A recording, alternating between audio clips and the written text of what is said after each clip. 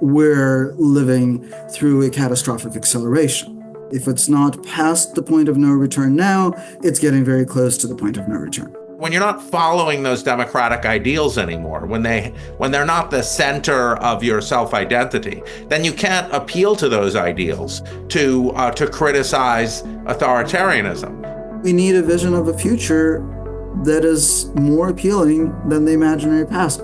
I don't actually think it's that hard. Coming up on Laura Flanders and Friends, the place where the people who say it can't be done take a back seat to the people who are doing it. Welcome.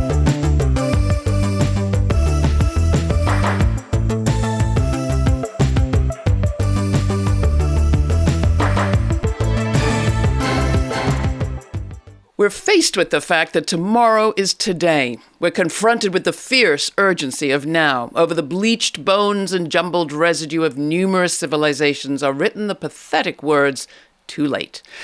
Those are the words of Dr. Martin Luther King Jr., speaking against a war that he believed would lead to catastrophe both for civil rights and humanity at large. Today, we're going to consider that question of urgency, but in relation to the promise of U.S. democracy and its loss. Is fascism close or still far off? How about authoritarianism? Is it here? When, as he did on the 27th of March, the president issued an executive order called Restoring Truth and Sanity to American History, that singled out for correction a Smithsonian exhibition promoting the view that race is not a biological reality, are we entering fascist territory? How about when masked men abduct teachers and students apparently for their views? Or when the White House asserts that some people do not deserve trials? To help us think about this moment, we have invited two experts whose families have escaped totalitarian regimes before and who are sounding alarm bells here now. Masha Gessen is an acclaimed Russian-American journalist, a Polk Award-winning opinion writer for the New York Times, and the author of Surviving Autocracy, as well as The Future is History, How Totalitarianism Reclaimed Russia, which won a National Book Award. Forced to leave Russia twice, in 2024, a Moscow court convicted Masha in absentia to 8 years in prison for their reporting on the war in Ukraine. Gessen and Stanley is a best-selling author and professor whose books include Erasing History, How Fascists Rewrite the Past to Control the Future, and How Fascism Works. He's a child of Jewish refugees who fled Nazi Germany and has recently left his teaching position at Yale University to relocate to Canada with his family. He will be joining the University of Toronto's Munk School of Global Affairs and Public Policy this fall. I am very glad to welcome you both, Masha Gessen, Gessen and Stanley, to Laura Flanders and Friends. I believe this is the first time you've spoken together. Is that true? I think so. Anywhere. Well, it's my treat. One of our first questions is, what's the history that you bring to this moment, and how does that affect your understanding of what's going on? Gessen? Well, my mother was a court stenographer in Manhattan Criminal Court for 33 years. And she was 8 years old when she came to the United States from Poland in 1948. She grew up in a Siberian in the Gulag as one of the Polish Jews that Stalin took to Siberia, and was repatriated back to Poland in 1945 and underwent all this anti-Semitic abuse that Jan Grosz writes about in his book Fear. And then she came to the United States and she recognized essentially the American racist police state as a court stenographer, and always drew my attention to that. She always drew my attention to the dangers that these forces of racial hierarchy, though she wouldn't have put it in that way. She thought that racial hierarchy, that scapegoating was a natural part of any human society, and drew attention to the fact that it wasn't us here and we should be lucky. But my kids are Black, and so that fear of the United States, while both my parents, my father came in 1939 at age 7 from Berlin, and both my parents grew up in fear, and my mother communicated that fear about the United States with respect to its racial hierarchies. And now, sort of, if you think about fascism as when they do to white people what they've always done to black people, that family history together with that theoretical understanding brings me to my sort of understanding of the current moment. And how about you, Masha? How does your history inform your observations today? Well, Jason and I do overlap in our origin stories. My grandmother was one of those Jews who who were taken from Poland to Siberia, which is how she survived. But my grandmothers, who were also best friends long before my parents met, were two women who both survived totalitarian regimes and thought deeply about the price of that survival. And so my first book was actually called Esther and Russia: How My Grandmothers Survived Hitler's War and Stalin's Peace. That book was published more than 20 years ago, but I've been thinking about that question longer than that. So this question of flight has come up recently, specifically in your case, Jason, where you got a lot of grief for once it got announced that you were going to be leaving the United States for Canada, for Toronto. How have you responded to your critics on that? And I've heard from some people, well, if the fascism expert's going, should we all flee?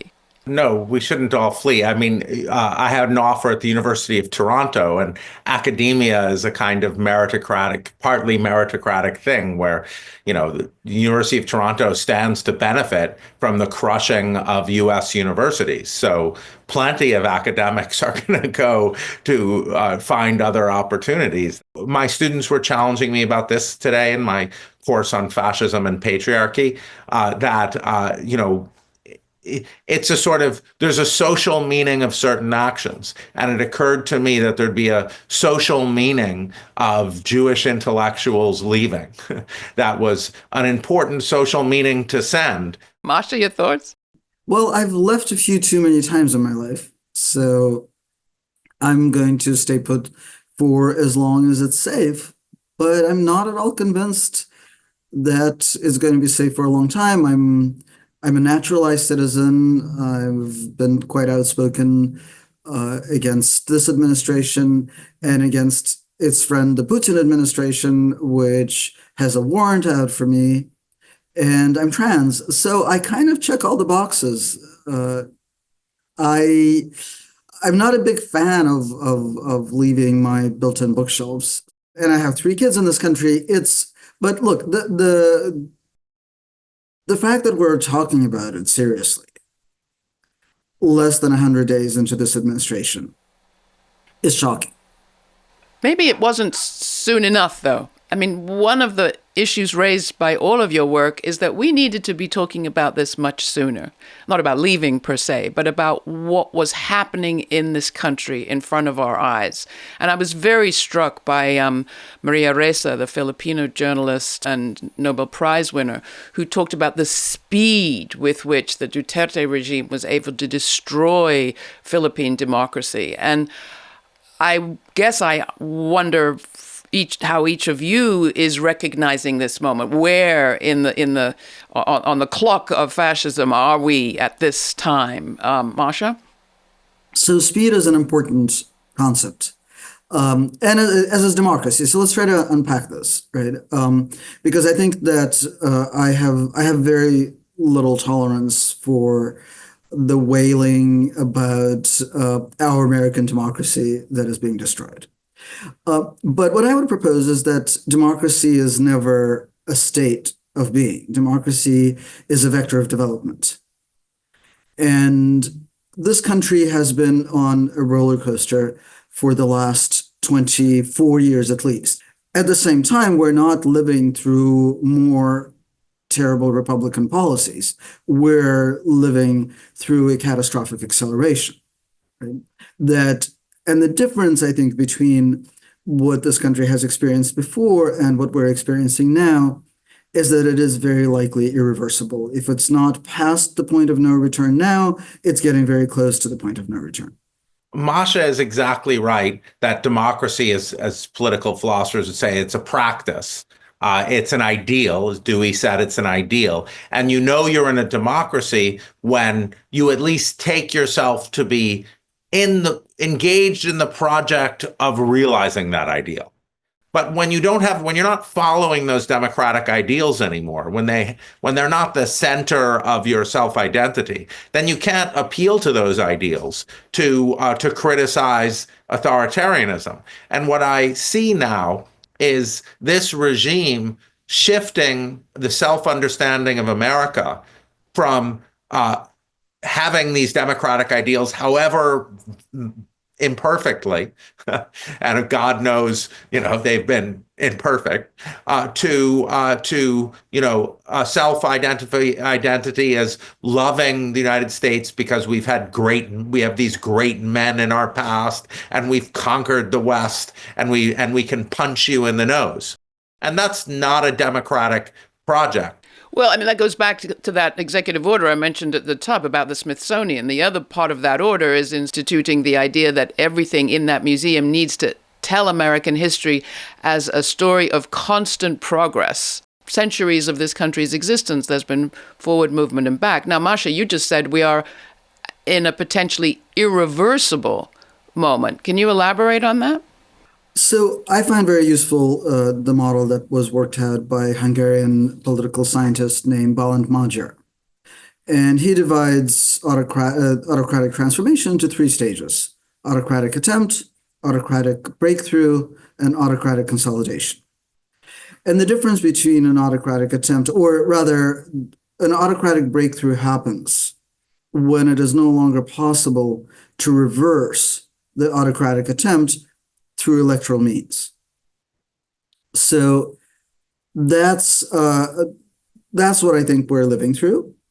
And among the many executive orders that are very important, I would, of course, mention the executive order on elections, which is terrifying, and which really lays out a framework for excluding the maximum possible number of people from participating in elections.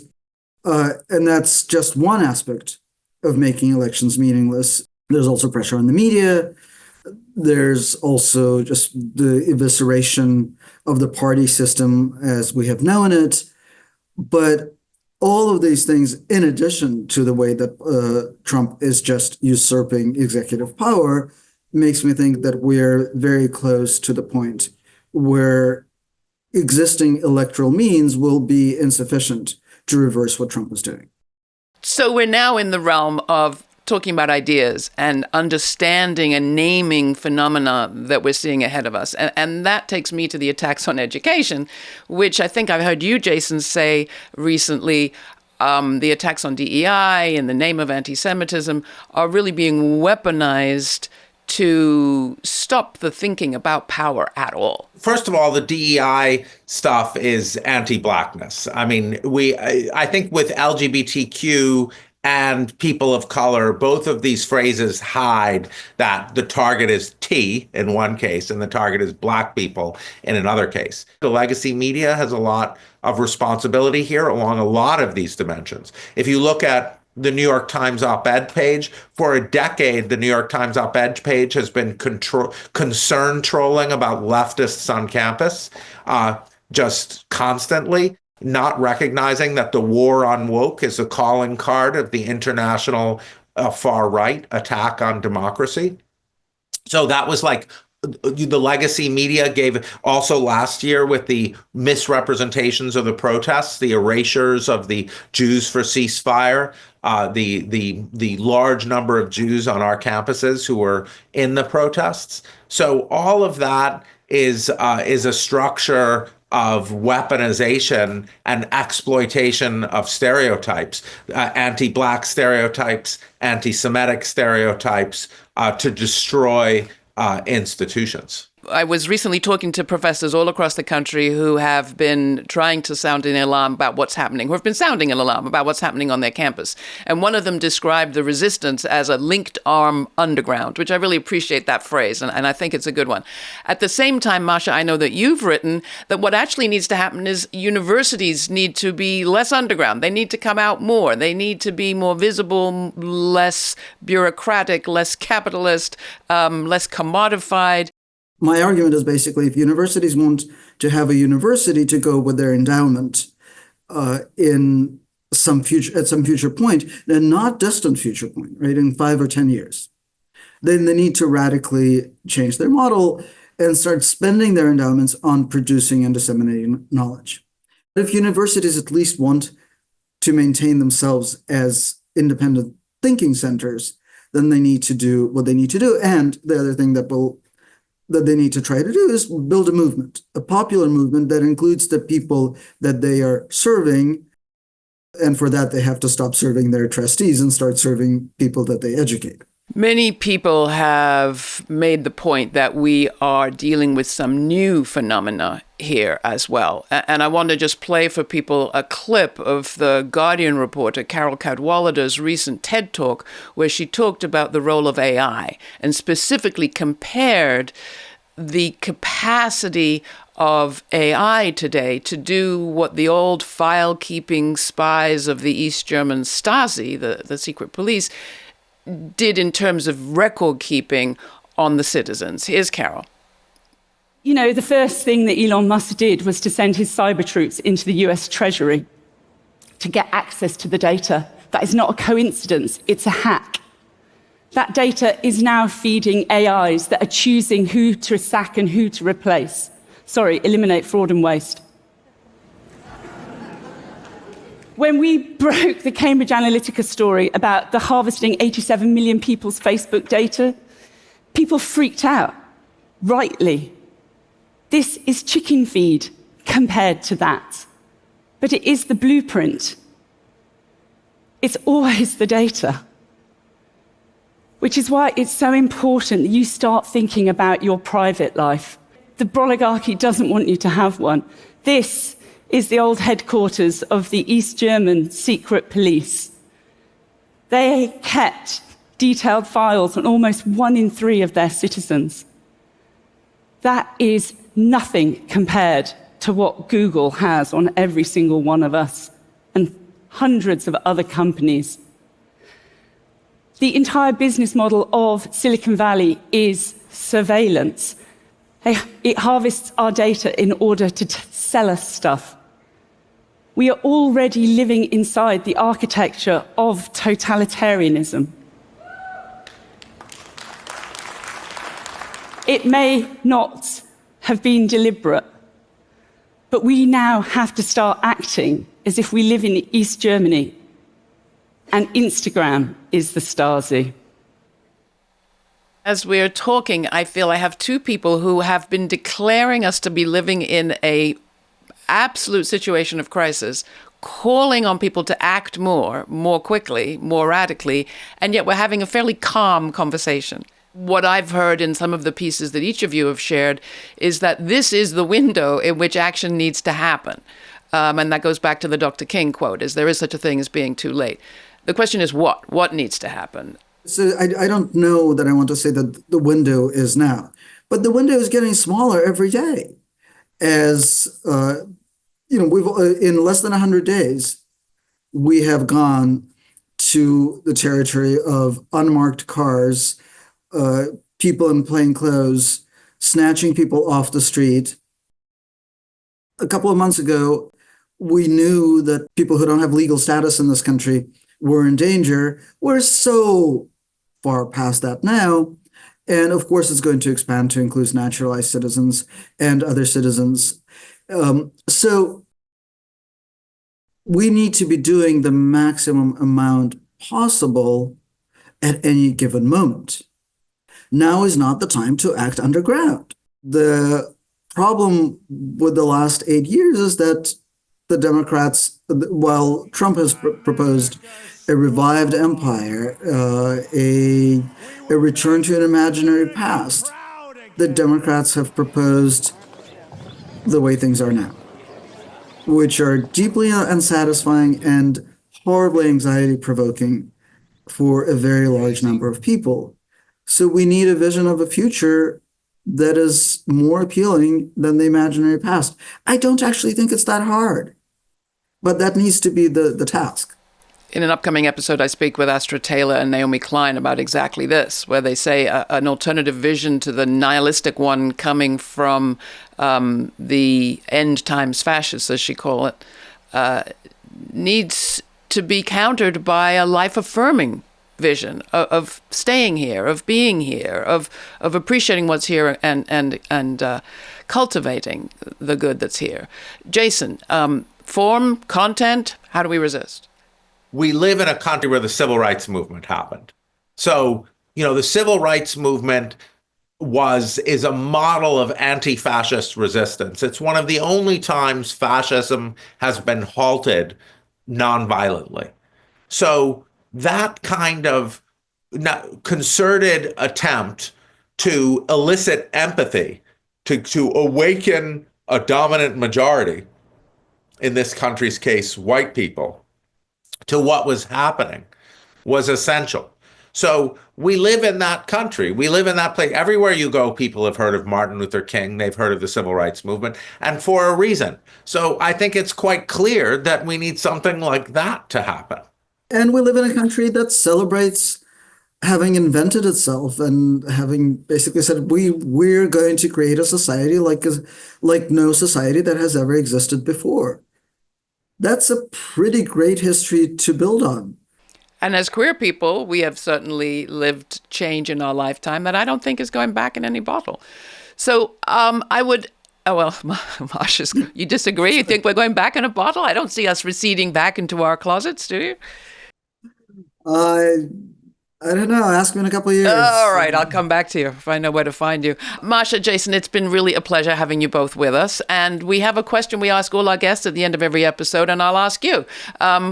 If there's a future, which I believe there is, what do you think its story will be of what we did now? Looking forward, I don't know, 50, 100 years, which take your pick. Jason. Whoa. Well, I think the story that I've been thinking about is this sort of betrayal, this sort of buying and not recognizing that that many things were strategies, that anti-Semitism on campus was a strategy, that hysteria about leftists on campus was a strategy to destabilize democracy. And now, belatedly, but hopefully not too late, the people who were responsible for legitimizing that strategy are now, hopefully not too late, recognizing what they legitimized, and maybe now that there'll be more of a uniform recognition of the threat. Masha? Well, if there is a future, then it will have to be a reinvention of the American idea and a re-embrace of this idea of a democracy, multi-ethnic, multi-religious, multilingual democracy that has plenty to offer all of its people. And I'm deliberately not using the word citizens. If that doesn't happen, then there's no story, because there will be nobody to tell a story. Because this is happening here in the most powerful, wealthiest country in the world. Masha Gessen, Jason Stanley, thank you so much for your work and for sharing so many of your thoughts here with us today.